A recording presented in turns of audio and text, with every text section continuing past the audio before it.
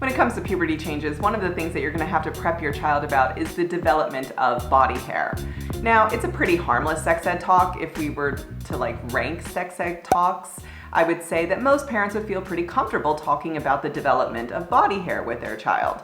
But parents, you will need to establish some of your beliefs around body hair removal and how you want to convey that to your child. Also, you're going to have to say the words scrotum, anus, and vulva in these talks with your child, so I hope you've been using medically accurate terms up until this point, and it will just make these conversations go just a tad smoother, pun intended, with your child.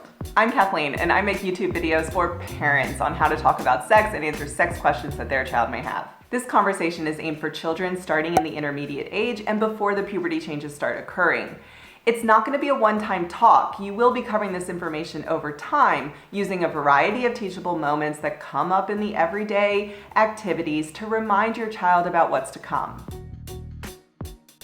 It's really important to cover the am I normal aspect at this point.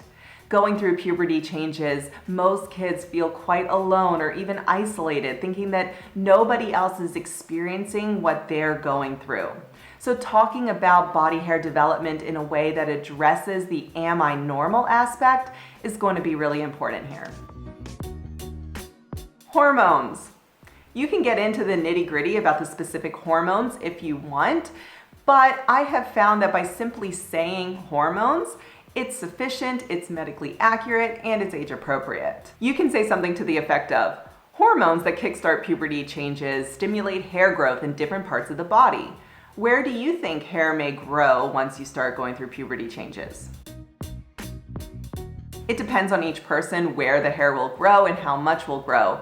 But as a person starts to develop body hair, they may notice hair growing in their face, cheeks, or lip, neck, back, chest, armpits, scrotum, vulva, anus, base of the penis, and their legs. Basically, almost all of the body is a game for hair growth during puberty. Nowadays, it's mainly for sweating, heating and cooling the body, as well as smelling another person, because body odor can be trapped in between the hair follicles. They might look at you like, what? Smelling another person?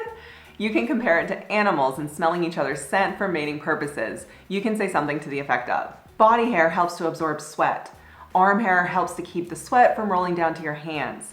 And your eyebrows help to keep the sweat from going into your eyes.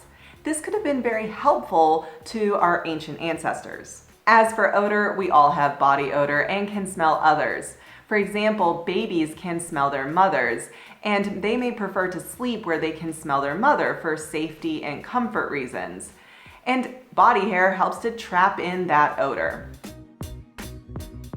You actually don't have to do anything with your body hair in order to take care of it outside of basic hygiene.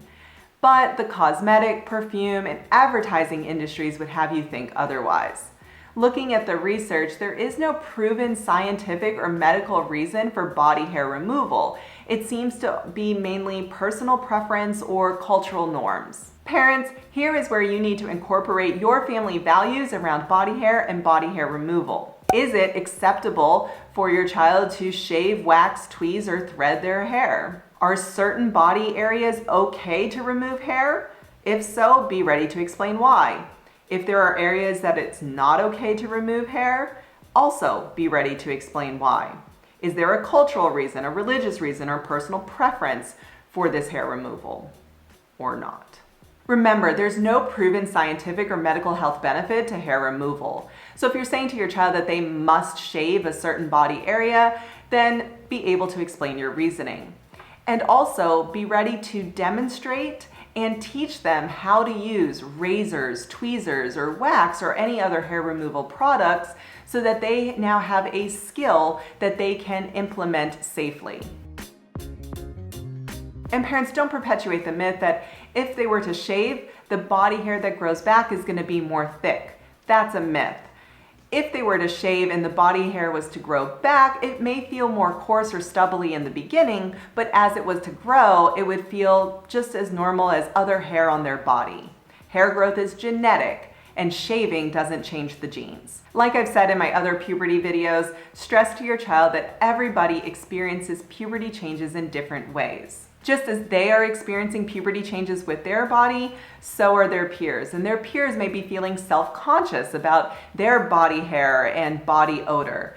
and that being kind, empathetic, and aware is the right thing to do. Start these talks in the intermediate age and let your child know what to expect, that it's normal, that they are normal, and remind them that you are there for them, telling them this information so that they're not caught off guard when the puberty changes start to occur. Check out the puberty playlist for your child right here and continue having talks and letting them know about the puberty changes that are to come.